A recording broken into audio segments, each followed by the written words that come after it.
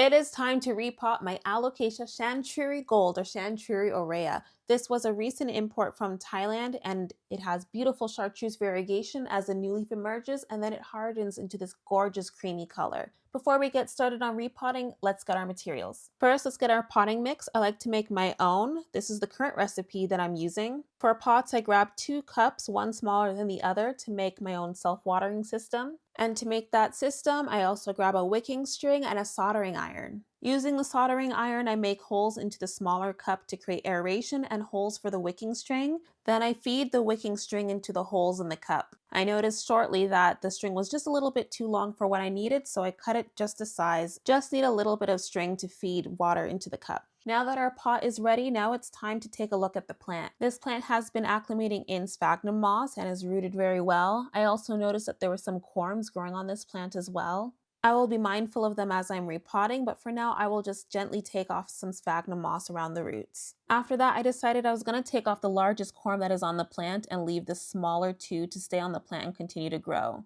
It's a pretty chunky corm, so I'm sure it'll grow a new plant just fine on its own. At this point, the plant is ready to be potted up, so I'm just mixing together everything for the potting mix and then giving it a quick shake. If you were to try this yourself, this is what it should look like. I prepare the pot by adding a layer of potting mix to the bottom of the inner cup, then I add the plant, and then I add some more potting mix at this point.